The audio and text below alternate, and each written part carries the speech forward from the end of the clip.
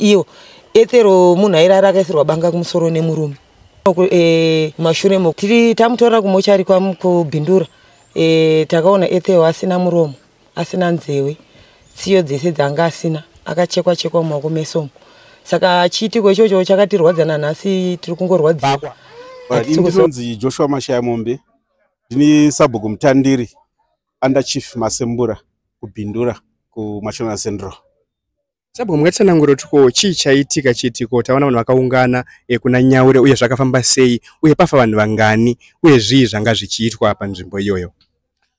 Chiitiko chaitika chiitiko chakatyamadza zvikuru chasiya vanhu vese vakabatira hura mumaoko. Takanzwa nezuro kuti kune madzibaba vaita zvechechi nezvechivanhu vachiita vari mugomo, vakazoburuka mugomo imomo ndobva vaenda kurukova kuna Nyaure. Vasvika kuna Nyaure ikoko vakanoita zvemanjuzu. Saka tanzwa kuti madzibaba vakapinda nevakadzi mumvura, vakadzi vanga varipo 5. Saka wani wacho akabva azonyura nezuro iyeyo achibva afa akaburitswa mumvura. Patakasvika isu takatosvikawo atoburitswa mumvura, bhodhi yake yakatorara pasi achitonzi ashaika. Asi mumwe wacho anonzi akazopinda kechipiri akapinda mumvura muya vari kuti ivo vakazokundika kumurescue kumuburitsa, akabva anyura zvakare ndokubva ashaika. Ndobva aidza kutsvagwa nezuro iyeyo, haana kuwanikwa kusvika nhasi pazouya mapurisa vabatsira kuzorescue munhu iyeyo, bhodhi yake ichibva yazobuda kunze akawanikwa zvakare akafa adyiwa. Tinokushingamidzai vadiwa vatariri veSly Media TV, Building Bridges pamwechete neZimquick TV, Bridging the Information Gap. Nhasi tabuda takananga kwaMurewa kunonzi Uzumba Marembera pane chiitiko chakaitika munguva pfupi yapfuura kubhindura kumanenga uko kunonzi kuna Nyaure River. Kune vanhu madzimai mairi vakawanikwa vari mumvura, vanhu vakawira mumvura. Mushure mekunge vaenda vari vashanu, pane vakadzi vashanu, pane murume mumwe chete aive semuprofita. Asi chiitiko ichi hachina kupera zvakanaka mhuri yeZimbabwe. Madzimai mairi aya vakapinda mumvura vachiita zvine zvichikuita nemanjuzu. Asi madzimai aya apinda mhuri yeZimbabwe zvinonzi mudzimai mumwe chete akabva anyura. Mushure mekunge anyura pakakwanisa kunge umwe achienda achida kukwanisa kuti anonyurura. Pakunonyurura akabva anyura futi zvekare. Vakakwanisa kubuditsa mudzimai mumwe chete musi wa28 July. Mushure mekunge vabuditsa mudzimai uyu vanokwanisa kunge vachibuditsa umwe zvekare mutumbi uyu. Mutumbi uyu ndiwo takaona wainge uchibuditswa muzuva raiteera nemapurisa edu eZimbabwe Republic Police vebandiko reSabhakwa. Nhasi patiri pamusha panapa, pamusha paNyabundu, pane umwe mudzimai ainge aripo anonzi Ellen Nyabundu aiva nemakore 22 ekuberekwa. Umwe ainzi Ethel Mulauzi aiva nemakore 49 zvekare ekuberekwa. Vakatisiya pachiitiko ichi. Tatinge tichitaura nehama the Ethel Nyabundu tinge tichinzwawo zvakafamba sei uye chiitiko ichi vakachigambira sei. Uyo akaradzikwa musi wechishanu musi wa1 August. Tichinzwawo zvakafamba sei uye vehukama ndezvipi zvavakadonongedzerwa maringe nechiitiko ichi. Makadii tete? Sipere makadiwo. Tinokugamuchiraiwo paSly Media TV uye neZimquick TV. Aiwa zvakanakai. Nematambudziko Aiwa akaonekwa. Mungazivisawo mhuri yeZimbabwe zita renyu rezere uye zvakare kuti tiri kupi? Inini ndinonzi Nedi Nyabundu. Ndiri kumarembera Uzumba Maramba Pfungwe. Ndiri mwana waNyabundu. Ndiri watete waEthero. Chiitiko chaEthero chakaitika chakatirwadza zvikuru. Mumashure mekungofonerwa kunzi Ethero kuno kwaita se anyura kubhindura kwachireka kumanenga murukova runonzi Nyaure. Saka zvaitika saizvozvo takasumuka tichienda ikoko. Taenda ikoko taifungidzira kuti tichanosangana nevakanga nawo kurukova. Hatina kukwanisa, hatina kuona takaita se atakaona kusvika tatakura mutumbi wedu tauya nawo kunoko. Tauya nawo kunoko tiri tamutora kumochari kubhindura. Takaona Ethero asina muromo, asina nzewe, tsiyo dzese dzanga asina, akachekwa chekwa mumaoko mesomo. Saka chiitiko ichocho chakatirwadza nanhasi tiri kungorwadziwa. Hatisi kuziva kuti chii chakanyatsoitika pane mwana. Kusvika nanhasi takabatikana. Ndizvo zvatingakwanisa kukutaurira.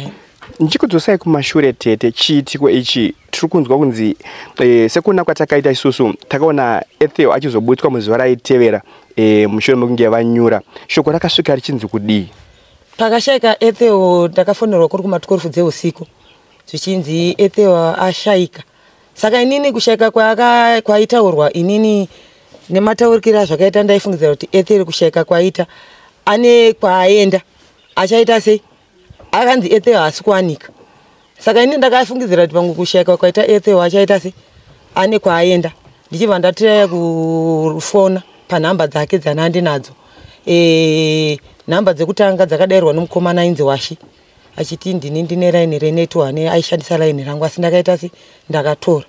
Ndichibva ndatora nhamba dzebhadhi dzakaringa zveshuwa dzibva dzadairwa nomwana womukoma wamai Ethel wachona achitaura kuti ndiri mukoma waEthel, mwana womukoma wamai wacho. Achitaura kuti ndini ndinaro raini iri asi Ethel zveshuwa tete haasi kuwanika, asi ari kunzi anyura mvura mumashure mekunge aenda nevamwe wake kunoita zvemanjuzu zvavangu achiita kumvura.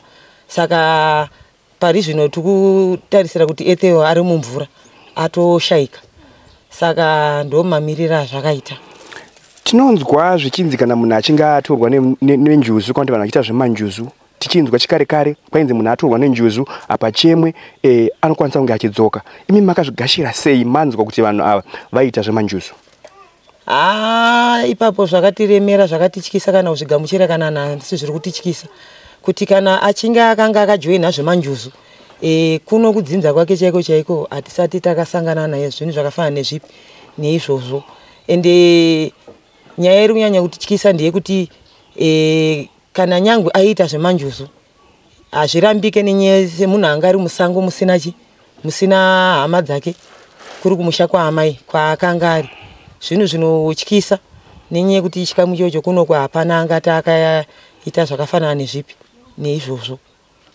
Saka ndo mamiriro zvakaita tisingazoziva kuti iye pakuzofa kwaakaita ari mumvura umu chokwadi here chokuti akanga ajoina manjuzu aya kana kuti ndiwo akamuuraya here kana kuti handiwo akamuuraya. Ipapa pari kutinetsa because chiri kuzonyanya kunetsa ndechekuti akazokufa kwaakaita achiburitswa mvura akaburitswa asina muromo, haana nzewe, haana tsiyo, maoko meso makachekwa musana wese wanga ane zvironda ronda. Saka zvinhu zviri kutinetsa kuti kana akanzi akanga ajoina manjuzu kana kuti mumvura umu mune zvikara here kana kuti akachekwa nevanhu achikandwa, ipapo pari kutinetsa hatisi kunyatsokunzwisisa kuti chii chakaitika kuna Ethel. Asi panguva yaanga ari kwaanga ari vachiita zvemanjuzu izvi anga ari muwanano here? Ndiani wainge aive nayo wepedyo paitika chiitiko ichi? Ipapo ndingakubate muromo ndichiti isusu semazira ataita Ethel sevabereki wake sehama dzaEthel, Ethel kuti tizoziva kuti ane murume takaziziva mumashure mekunge Ethel atofa. Musi wakasvika shoko rekunzi Ethel haasi kuwanika ndomusi watakaziva kuti Ethel ane murume aigara naye. Asi murume uyu anonzi anga ari munhu aingofamba ane pamba paichengeta. Tichinzwa zvichinzi kumusha kwake kuchiweshi kunoko ane pamba paichengeta. Ndo manzwira atakaita. Asi isusu savatavipe nawo pataita hurukuro namadzibaba wako nemuprofita uyu wemanjuzu takazama kunge tichibvunza kuti zvii zvainge zvichiitika. Vakazama kutsanangura ivo vakati pange panyura umwe munhu iye akazoti anga asingagone kushambira akati mudzimai shambira. Makamagashirawo sei mashoko aya paakapindawo munzeve menyu kana pamakasanganidzira nawo kuti akanzi apinde mumvura anga achinyura munhu kusvika tisvike patasvitswa nhasi nashe? Kuzvigamuchira tinogona kutaradza kuzvigamuchira kana kuzvigamuchira nenyaya yekuti tiri kurwadziwa nechiitiko chakafanana nechipi neichochi. Nyaya iri kunyanya kuti rwadza ndeyekuti Ethel kupinda mvura akanzi pinda zveshuwa anogona kunge akapinda asi kushambira aita sei aigona. Hatizivi kuti chakazoita kuti akundikane kushambira kubuda kunze kwaakanga abva chii. Saka isusu ipapa hatisi kunyatsokupanzwisisa kuti Ethel kupinda kwakaita mvura akapinda zvemanjuzu here kana kuti kupinda kwokuyamura vamwe hatinyanyatso ipapo pari kuti tiremerei nenyaya yekuti hatisi kunyatsokunzwisisa kuti kufa kwakaita Ethel kubatwa here kana kuti pane zvakaitika kune vanhu vakanga anawo here. Hatisi kunyatsokunzwisisa ipapo panhu pari kutirwadza ende pari kutiremera. Hatisi kukwanisa kunge tichipagamuchira. Satete vakasvika panzvimbo vazonzwa shoko rekuti muzukuru wavo anga ari muwanano. Makazowana here mukana wekuti munge muchinzwana nona bamunini munge muchiita hurukuro muchinzwawo kuti zvii zvaiitikawo muchipihwawo muono wemafambiro akaita zvinhu? Isusu taenda kubhindura zveshuwa takaenda tine tarisire yekuti tida kunoona murume wemuzukuru wangu hatina kukwanisa kumuwana ende hatina kana kutomuwana kubvira tisvike kusvikira titakure bhodhi tiuye nayo hatina kumuwana kusvikira nanhasi hatitomuzivi murume waEthel wachona waigara naye. Asi vanhu vaigarisana tinoziva kuti vanhu vanenge vane midziyo vanenge vachishandisa uye zvekare panofa munhu panoparadzwa dzinove hembe kana kuti mbatya. Makakwanisa here kunge muchizoonawo mbatya dzemushakabvu uye zvekare pari zvino dzinganzi dziri kupi? Isusu tasvika takavhunzawo muroora wedu anova ndiwo amai Ethel kuti ko musikana muzukuru wedu uyu aigara kupi. Wakataura kuti aigara kunonzi kumanhenga, iwo anogara kunonzi kwaChireka. Saka wagara kumanhenga kwekwe ndiko kwaigara Ethel nemurume waigarisana naye. Asi wagarisana nemurume uyu nguva yekutanga isusu patichinzwa nyaya yaEthel wairi kuti iyo Ethel munhu airara akaisirwa banga kumusoro nemurume. Mushure mokunge wachinetsana achirohwa achirara akaisirwa banga kumusoro nemurume kusvika Ethel akatombodzoka kumusha kwaamai kunova ndiko kwaanga achiraramira. Ari kunzi Ethel akazomuka futi ndofunga kuma2 dzeusiku achitora mbatya dzake achidzokera futi kupi kumurume. Ana amai vachimuka kuseni vakasvikira vakapinda mba munoga maigara Ethel vakaona Ethel asisimo adzokera futi kumurume upi kumurume iyeyo. Saka kuti zvizosvika ipapa munhu anga achigara achirewa nemurume achirara akaisirwa banga kumusoro. Saka chiri kunyanya kuti rwadza ndechekuti hatichaziva kuti Ethel kurara kwaita akaisirwa banga kumusoro chakamutora injuzi here kana kuti akaurayiwa akakandwa mvura semunhu akafa asina mapatsi. Kana muchiti akafa asina mapatsi muri kuzama kurevei? Tiri kureva kuti akafa asina muromo, asina tsiyo anga asina, nzeve anga asina. Asi tinoziva upenyu hwaoma mazuva ano kuramba kwaticha muno munyika yeZimbabwe. Sei makazotora danho kana kuti donzvo rekuti munge muchibva kubhindura muuye muchiradzika kuno kumusha? Chakaitika ndechekuti patakaenda kubhindura kumusha kwevamwe vanhu kunana vakuru vemadunhu eikoko vakafanana nemasabhuku madzimambo ekupi eikoko. Tasvika kumusha kwamai waEthel kwatakanosvikira nebhodhi yedu takaiswa mumba. Taiswa mumba mune mashoko akataurika mumba nevakuru vekupi veikoko vanova ndiwo madzibaba emuroora wedu amai Ethel. Vakatiti isusu mambo aramba kuti mwana awigirwe kunoku anofanirwa kuenda kuropa rake. Takazvinzwisisa takangoita sekutaura kwawakanga waita semashoko atakasangana nawo kupi ikoko takatakura mwana wedu takauya naye kunoku. Sekufamba kwatinoita sevatapi venhau panoitika ndufu dzakaita seidzi dzisinganzwisisike, unoona kunzonzi munhu paanga auda kuradzikwa anga achichema, pane zvimwe zvikadzo zvanga zvichiitika. Hapana here chakakukadzai muchiona mutumbi wemuzukuru wenyu zvamunoti zvakaitika zvakakushungurudzai nanhasi zvamusiri kunzwisisa kuti chii chaitika? Kushungurudzika tinoshungurudzika nenyaya yekuti firo yaakaita hatina kuiziva kuti akafa mufiro upi. 1 2 tinoshungurudzika nekuti Ethel patakamuona akanga asina nzeve, haana muromo, tsiyo dzese dzaana, akachekwa kunge akachekwa nebanga. Saka zvinhu zvinotishungurudza kuti chakazoita kuti kuware kudaro chii chakamucheka kana kuti chakamuruma kuti azosvika pakufa pakuigwa asina maziso, asina tsiyo, asina nzeve, asina muromo. Saka zvinhu zviri kutirwadza kuti chiitiko ichi sinzi takakura hatisati takambosangana nechiitiko chakafanana nechipi chakafanana neicho chichi. Tatotanga kuzvionawo pane muzukuru wedu anova mwana wehanzvadzi yangu. Ko rimwe guhu rinoti zvichiangane pamiri, rimwe guhu roti paakafa pairasika ropa zhinji. Ichokwadi. Zvakafamba sei? Ropa raibuda kana kumochari mubhindura kwatakaenda nomutora paakanga atori panga pane ropa.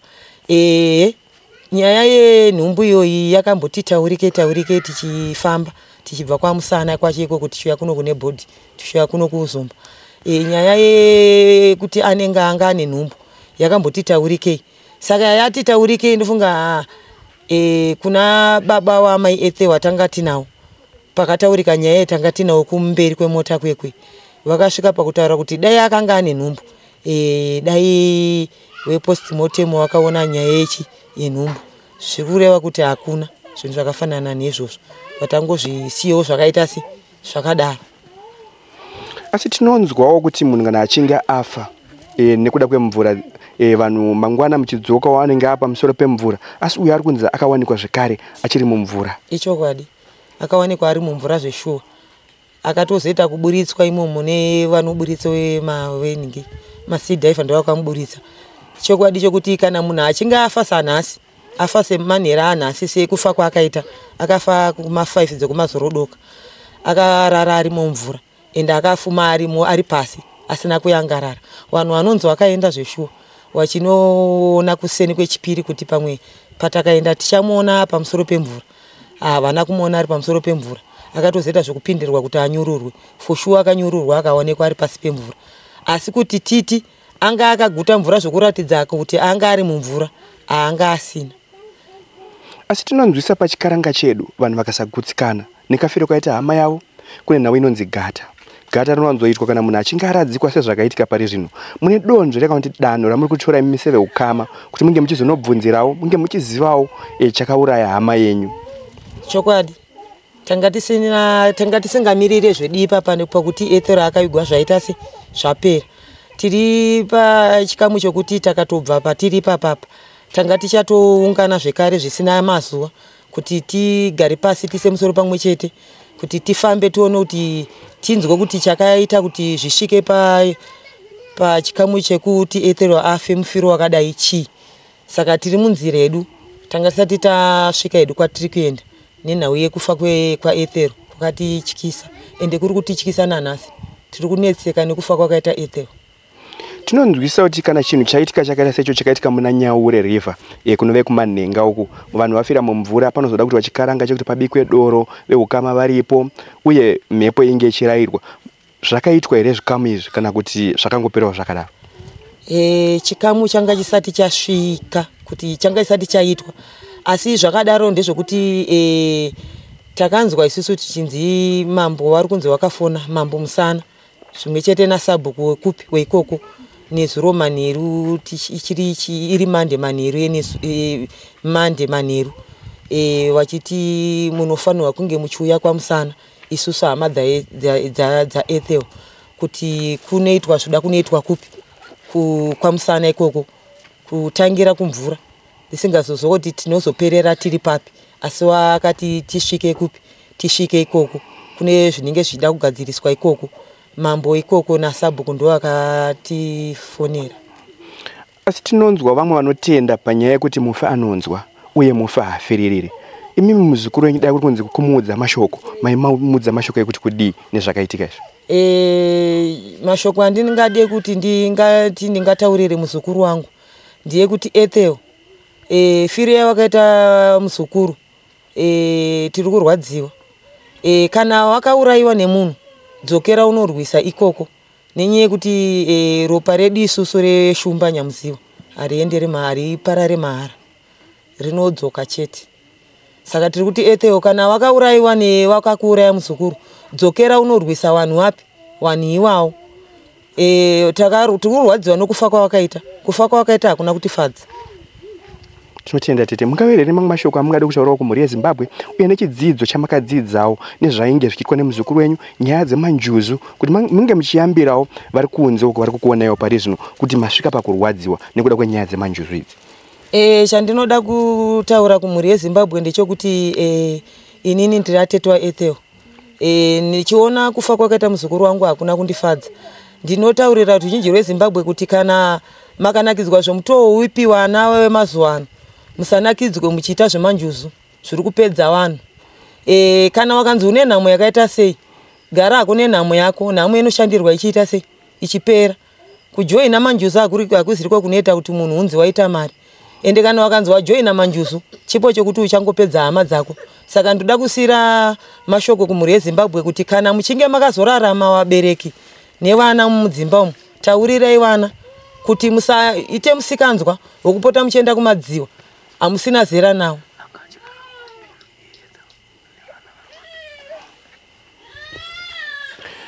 Saka tingati Ethel anga ane mhuri here yaanganzi asiya uye zvekare mhuri yanga ichigara kupi? Chandingade kutaura pana Ethel pamhuri yaanayo, ndingatangire kuna baba wake. Baba wake wakasiya vana vairi, Jona naEthel. Ethel wasiyewo mwana 1 kamusikana kanonzi Rejoice. Ndo mhuri yake yanga ngori mwana wake 1 musikana. Vamwewo vanesinganzwisisi vanobva vati pamwe maybe zvakabva nekuna nababa pamwe ndezvedzinza kana zvakasiyana siyana. Baba vaEthel vakafawo sei? Baba waEthel chakaitika ndechekuti changa ndingade kutaura pana baba waEthel nomazishira angu inini. Baba waEthel munhu akafa. Mafiro akaita ndeyekuti akanga abatwa muchirongwa. Abatwa muchirongwa chenhingirikini chepositive. Abatwa akangopuwa kosi yekutanga kunwa mapiritsi chirongwa chedu cheHIV. Saka zvadaro abatwa pachirongwa ichocho akasiya mapiritsi ekwenguva yakati rebei nenyaya yekuti mapiritsi akanwa ka1. Saka patakazomutakura isusu arwara serious tichimuendesa kwaMurewa, akasvika kunzi nemadhokita ekwaMurewa mukomana uyu akasiya mapiritsi ndiye aita kuti zvisvika apa. Saka pari kudo jekiseni rekuti timubaye masoja adzokere panzvimbo kuti zviite zvinenge zvinoita nani. Saka tiri mumashure mekuti tiri kutsvaga mari yekuti baba waEthel parents abayiwa jekiseni rekuti masoja adzokere panzvimbo. Mari yakati nonoke kuiwana. Pasina 2 days parents akabva ashaika.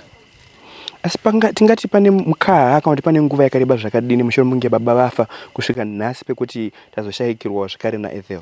Parents akafa 2016. 2025 Ethel wachishaika.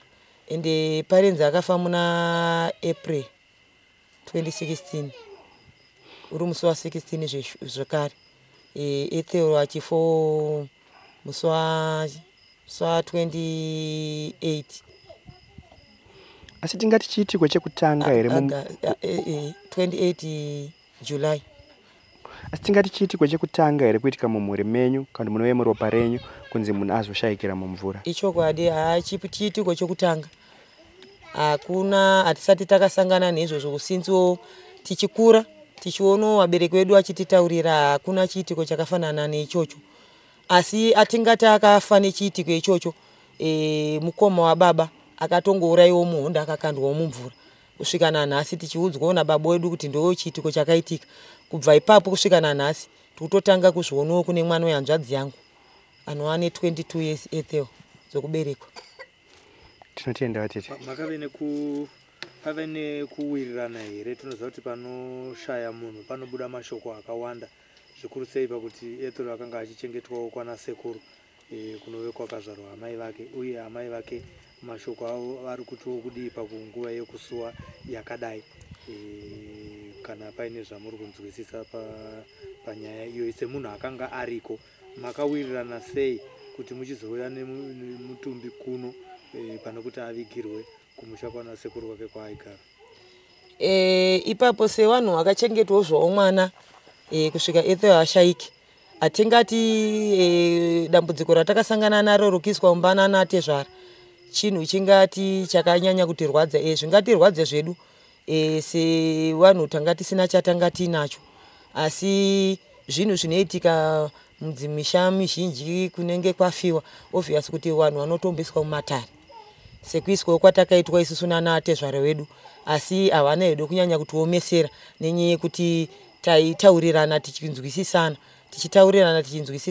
kusvikira tatakurawo bhodhi yemwana wedu tichiuya naye kuno kuZomba.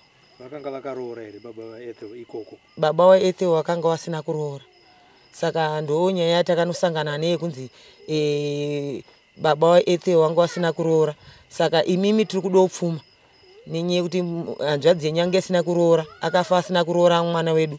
Wana wenyu wakurirawo futi pai mumusha medu. Saka zvinhu zvatakanzwisisa ende for sure ndizvozvo. Saka ndo manyiriro akatanga kuti mubvumirwe kutakura mutumbi muchiuya nawo kunoku. Zvinhu zvinowanzoitika pane pashaya vanhu saizvozvo. Kutema pakuru wakatema. Vanhu vanzwisise zvakanakira kugara nemwana wevanhu usina kuroora kana kuti waroora. Zvinozoitika kana pachinge paitika nyaya yakafanana neyatiri kukurukura nhasi, nokuti zvinonzi kugara naka wona dzevamwe. Tiri kutaurira kuti tidzidze kuti vana vari kugara nevana vevanhu vasina kubhadhara mari vanozosangana nematambudziko akaita sei. Inini chandoda kutaura kumhuri yeZimbabwe ndechekuti wabereki kana kuti wanakomana wari mudzimba muno muZimbabwe, ndinokurudzira kuti kana uchinge watizirwa nemwana wovanhu, tsvagawo pashoma kuti uzikanwe kumusha kwana atezvara. Zvinhu zvakakosha pakurarama kwedu vabereki nechiitiko chatakasangana nacho kwamusana. Inyaya yekuti zvayo mambo weikoko ndiye akazoti mwana haafanirwi kuigirwa kumusha kusiri kwake, anofanirwa kuenda kumusha kwake.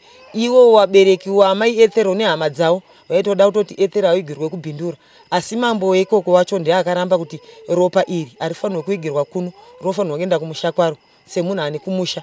Asi zvakakosha vabereki kuti kana tine vana vakomana mudzimba ngavarore vana vevanhu vavari kugara navo, kwete kuda kuzoroora mwana wevanhu kana achinge afa kana kuroora guwa. Zvinhu zvakaoma vabereki. Takasangana nezvisingaonekwe kubhindura nenyaya yekuti takasvika kwana Tezvara takapinzwa mumba. Tapinzwa mumba takarara takaunganidzwa mumba imomo. Takaunganidzwa mumba imomo, vanotaura zvavanoda vachitaura zvavanoda tiri mumba imomo. Kusvika tazoti isusu vana Tezvara hatina chatinacho. Chatingatokwanisa kuita ndechekuti zvingaite here kuti kana tichinge takwanisa kutakura bhodhi sekutaura kwamaita imimi pamwe chete namambo toenda kumusha. Pamwe takasvika kumusha kune vamwe kuna vakuru vedu, pamwe tinogona kunozonotseketudza taikoko, pamwe munogona kuwana mombe imwe chete. Zvakadaro tasvika kunoku hakuna kukwanisa kuoneka mombe yakabuda panguva dzipi dzavo ivo dzavaida, asi kuti ndiri kuona ngepanyaradzo chikamu ichocho ndinofunga chinenge chagadzirisika chekuti tikwanise kupa ana atezvara wedu mombe yavaida panhamo yaEthel. Asi chikamu ichocho panyaradzo ndinofunga chichagadzirisika kuti vana atezvara wedu pavanouya aiwa mombe yavo inenge yapo sekuziva kwatirikuita. Amai vaEthel vane zvavakambotaurawo nemheresa tete? Hakuna chavakakwanisa kutaura nesu. Chavakakwanisa kutaura nesu hawo ndezvokuti vakangotaura vachiti Ethel haana kuuya nehembe dzaakapfeka ndedzaamai wacho. Vakangwa kutongodawo hembe kwatiri ana atete waEthel kuti Ethel aende akapfeka. Saka hembe dzakazowanikwawo zvadzo kumunin'ina kumusha kwamai Ethel. Ndakazobvisa hembe mumashure mokunge takutotsvaga hembe dzekuti muzukuru wedu aende akapfeka. Wachizotiti hazvifanirwe hembe dzapo chiregerai zvenyu. Ethel achibva azopfekedzwa hembe dzakabva kumusha kwaamai vake achizoenda akapfeka. Ambovhunza kuti pamakauya panapa kuzomuchengeta hamuna zvimwe zvamakasangana nadzo here zvinoshamisa pakutakura mutumbi muchibvisa mota muchiisa mumba usiku ihwohwo kusvika azoigwa kumarinda? Zvinoratidza kuti munhu afa ane shungu. Chatakashamisika nacho ndechekuti Ethel aingobuda ropa ndoro aibuda. Muromo uyu wakarembera uyu wakaita kunyanganyuka so. Ndo zvinhu zvakatingoti shamisawo kuti munhu anobuda mumvura ochitanga kubuda ropa nemumochari kusvikira asvike kuno kuriri ropa chete. Zvinhu zviri kutityisa nekutinetsa. Akatongoendawo nechitsaga chake chemachira akazara ropa. Saka tizinyatsoziva kuti ropa iri rabuda mumuromo here kana kuti raibuda munzeve kana kuti raibuda musana wanga wakajoborwa here. Hatizinyatsoziva kuti ropa iri raibuda pai, kana kuti ishungu dzaanga anadzo here dzokufa asina kutaurira hama dzake kuti ndafa so. Zvinhu zviri kutinetsa izvozvo kuti chiitiko cherudzi. Saka tinoda kusiyira mhuri yeZimbabwe kuti kana makanzwawo wabereki vana vachinzi vaenda kumanjuzu, chiitiko chakaoma. Wakanzwa kuti mwana aenda kumanjuzu akadzoka ari mupenyu, mototenda Mwari newadzimu. Zvinhu zvakaoma pakurarama kwedu wabereki nevana nemararamiro atiri kuita mazuva ano. Tiri kurwadziwa nemafiro akaita Ethel.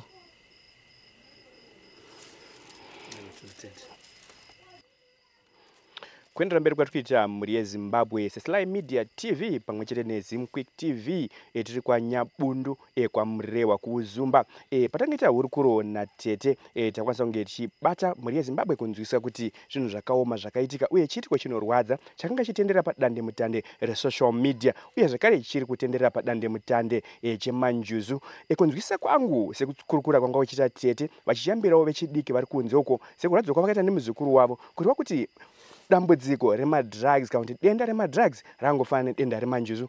Pano ndagara nasekuru Eva Ethel vanonyanya kutumbura vakabereka baba Eva Ethel ndinge ndichikurukurawo navo ndinge ndichinzwawo kuti chiitiko ichi pachakasvika kwavari zvakafambawo sei.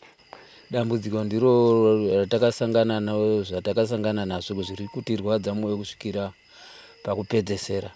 Nematambudziko sekuru? Aiwa, tinotenda awanikwa baba. Tinongoti mweya waEthel dai wazorora murugare. Ndizvo chaizvo. Tikudzosei pamashure sekuru shoko richisvika shoko rerufu pachikaranga vanoti zvinonzi mupini wachikoka kuno makarigashirawo sei uye rakasvika sei? Shoko rakasvika huri usiku kuma 12 ndafonerwa naiwa mbuya. Ndakanzwa kunzi zvanzi Ethel haasi kuwanikwa ba amene kwaakaenda. Ndikafunga kuti semunhukadzi imwe nguva tindingezvisingazviziva kuti ano murume ikoko. Ndafunga kuti pamwe semunhukadzi anogona kunge atenda nomunhu aanenge adanana naye, ndozvandakafunga. Saka nokufamba kwenguva tichizonzwa kunzi anzi akanyura. Tikati akanyura sevanhu vanoita zvekukorokosa pamwe hameno zvakaitika ubva adi. Izonzwa statement dzacho dzaakutaurwa dzakunzi zvanzi njuzu chinjuzu kudii. Ininiwo zvakaita zvinyowani kwandiri kuti chinjuzu. Njuzu takagara tichiziva kuti njuzu imene kumvura kwainonzi inogara kwapa zvafamba sei. Tichizonzwa kunzi wanzi wakanga waenda kumvura iko ndoko wakazonosangana nokunyura. Tikati zvikanzi saka baba zvakandibata. Nanhasi zviri mandiri chaizvo handisi kuzvinzwisisa nenyaya yaEthel kufa kwaakaita. Saka zvadaro ndopatakazoronga isusu awa kunzi kwanzi kuri kudiwa kuti vanhu mudi wauye. Ndopatakaronga nemhuri. Tikati imimi chiendai munonzwa kuti zvakamira sei. Saka naizvozvo achizosvika tizonzwa statement yokunzi murume wacho ndiye akati handei kuchi kwanzi kuchechi kana ichechi here kanzi musangano wacho wenjuzu iwoyo. Ndo pavakaenda vacho kumvura kusvikira musikana ubva atisiya. Saka baba zviri kundibata handisi kuzvinzwisisa zvakanaka zvinhu zvakaita saizvozvo zvokufa kwakaita Ethel. Asi mimi pamakanzwa kunzi aiva ari murume waEthel kana kuti vamwe vari kuti kuchaya mapo nekuti vanga vasina kuwanana. Ndiye aiva ari mukuru wechechi yemanjuzu iyi. Asvitsa muzukuru wenyu patasvika nhasi apa. Makazvinzwa sei?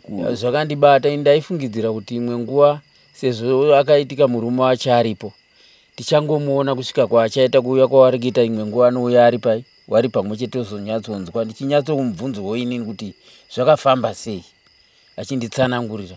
Saka zvakakoneka kuti anga achiuyani Ethel kuno ndingi murume wacho kuno murume waEthel tozonzwa kunzi zvanzi akanga abatorwa nemapurisa asi kumapurisa kwacho ari kunzi akazoregerwa here kana kuti akaita kutiza iko handisi kunyatsoziva kuti zvakafamba sei.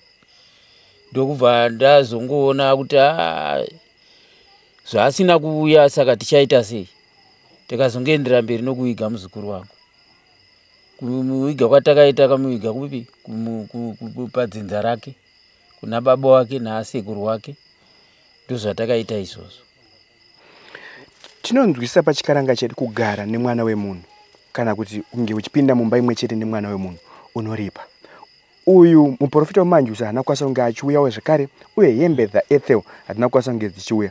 Imimi sana sekuru nana baba ndezvipi zvamakaronga pamusoro pekuti murume uyu anga achiripa? Isisu ipapo hatina kukwanisa kunge tichironga nonyaya yekuti tinge tichiri padambudziko rokuti tinge tichiri kuomerwa norufu rwomwana. Saka taiti mukufamba kwenguva tochigara pasi semhuri tichitaura manje tamboomerwa misodzi yambotiserere tochitaura manje kuti zvino zvazvadari tochidii. Saka naizvozvi pari zvino asi ndaungana nemhuri yangu kuti tinge tichitaura kuti tingapafambise sei. Even kana kufamba kuenda kugata rambotaurwa riye zvinotogarwa pasi toronga. Ende uye kuenda kugata kwacho hazvigoni kunge tichienda isisu tega wemhuri, zvinenge zvichitodo kwana sekuru wake tinge tiri pamwe chete. Asi izvezvi tinonzwisisa sekuru kuti makisimusi aendedzana, makore afamba. Muchikurawo muchiri vakomana chinyakare pasi chigare, zvana manjuzu izvi zvaiitwa here? Zvakanga zviriko here? Inini kutotanga kuzvinzwa iye kuitika kwazvaita mukurarama kwedu taiziva kuti njuzu inogara kurukowa meno zvaitaurwa novakuru. Kubva ipapo kusvika pari zvino ndasangana nazvo zvekunzi njuzu inoti. Asi chakuti kahadzisa mukore unoyu ndichokuti zvawanda zviri kuitika munyika yedu yeZimbabwe, zvokuti kunongoitwa zvimwe zvinhu zvinenge zvemasaramusi here chichi zviri kuitwa nemhuri yeZimbabwe. Asi mhuri yacho kana zvinge zvadaro tinoona wana wazhinji wanoita kumhanyira ikoko kunge vanonzi vari kuenda kumutambo unonakidza, asi izvo zviri kukanganisa nyika. Inini ndinoona kuti kubva kumachechi anoita zvemashiripiti naizvozvo manjuzu izvi ndinotora sekunge ini ndakuzvitaura kuti imhunzamusha vanhu vakadarisa iwawawo. Imhunzamusha hakusiko wakanyika. Taiziva kuti kune mhunzamusha dzenyoka dzainzi dzikasvika pamba panotofiwa. Zvinezvi pano mhunzamusha dzevanhu dzisiri kugadzikisa nyika zvakawanda. Mhuri yeZimbabwe ndashaya kuti zvingagume nei uye maperero okuti zviite zviri kutoita kutumbuka kuramba zvichita mabukwa kunge tsanga. Zviri kundibata zvinhu zvakadaro. Gore nguva nenguva wakanzwa zvinhu zvichibuda mumaredhiyo kuti chiiko chaakuitika munyika, asi zvichiitwa nevanhu vari munyika imomo. Pari kundibatana nhasi, so handisi kunyatsosununguka bano zviri kuita munyika yedu yeZimbabwe baba. Ndokuti nyika haiwakwe nemashiripiti, inowakwa nokugadzika chaiko munyika, ndokuti nyika irarame muno zvakanaka. Kwete zvakiitika mukore uno kuti kuno munhu anobuda mumba make achiti takuenda musangano wonjuzu kumvura. Kutotanga kuzvinzwa izvi zviri kundibata baba. Asi iyambiro ipi sekukura kwamakaita mimi tinoziva kuti vechidiki vemazuva ano vakuda upenyu hunokasika, vozopinda muna zvamana njuzu vachibata zvakasiyana siyana zvatisvitsa nhasi pekuti nhasi mimi mune ronda pamoyo, uye mhuri yeZimbabwe iri kutoona pari zvino ine ronda pamoyo pamusoro pechiitiko ichi. Maita baba. Nyaya iri kuitika ndeyekuti wechidiki wanozva wakubata zvakawanda, asi kana wange waona kuti wakusangana nezvinhu vanotenderera wotarisa kuno wakura seni, takutonangwa kunzi ndiwo vari kukonzeresa, iwo vari kuita izvozvo. Chese chaitika mumhuri yechidiki vanodzokera vakutaura wakuru ndiwo vari kutipedza. Ipapo pari kutiti batei baba, handizoba. Vari kuti wechikuru ndiwo vari kupedza vanhu. Wakanga wakaenda iko namaprofiti kana chii, wanenge wakuti zvanzi wakuru wenyu ndiwo wakaseya wachibata zvinhu ndo zvakupedza mhuri. Wakuru ndiwo wakabata wachipedza mhuri. Kubva kareko kuti munhu iye azosvika dzinza rega kareko ndo zvaitika kuti kwairombwa kwaitwa sei kareko. Kodai zvaipedza vanhu dai mera uno uchiripo here, dai tichiko tichifema zvatiri. Handizvo wari kubata zvakaipa ndiwo wadiki, asi wachizowanda kuita kavha kuvakuru. Dai kareko vakuru vaidaro, dai nyika ino kusisina vanhu vapera, ndokuti mabasa ye ndiwo aitwa nevakuru vari kunzi zvanzi nai wairomba ndiwo vari kupedza nyika ino, vana vadiki vapera. Iwo vachitsvaga zvinhu zvavo wega vachiita wega, wozotena wakutarisa mumashure kuti ndo vakuru. Pari kutibata baba ipapo munyika muno. Handitizive kuti hurumende ingazvigadzire sei, dai aona zvokuita kana kutovharisa tumachechi tumwe tunongobuda pese zvisina nzira dzakanaka. Ishe Mwari Nyadenga atendera nguva yekuti munge muchisangana nemuprofita uyu anove mukuru wekereke yemanjuzu, aiva aifambidzana nemuzukuru wenyu. Mibvunzo ipi yamungada kunge sanganizana nayo kwaari muchida kuzivawo pamusoro pechitiko ichi? Inini mubvunzo wangada kubvunza ndoda kuti ndimubvunze kuti kuzoita chechi yehunjuzu yakatanga sei, matangira ayo hunjuzu toda kuziva kuti yakatanga nomutoo upi. Atizive kuti yakatanga sei yehunjuzu kuti uzopinda mairi kuti uningirike kuti ndakutera chechi yehunjuzu zvisina kubvira zvaitika kareko. Kureva kuti kuziva maningi here kana kuti kuchenjera here.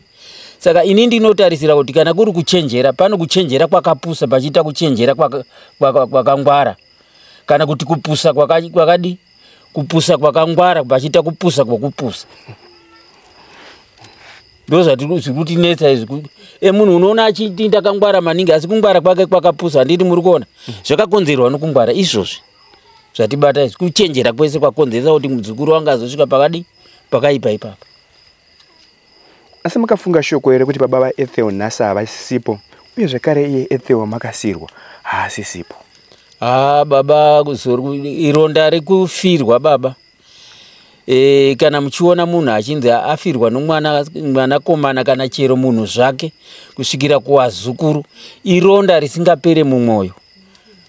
Ironda iroro haripere, nozotoperawo musi wokufa. Kana makamona akagara apo akati ndee achigara achitaura zvake nevamwe, vakaona angaita 10 minutes rokuti akati zii, anenge akutosvika kuverenga mhuri idzodzo, kuverenga kuti chiko dai mwana wangu achitotaurawo souyo, dai muzukuru wangu achitotaurawo souyo zvaari kuita.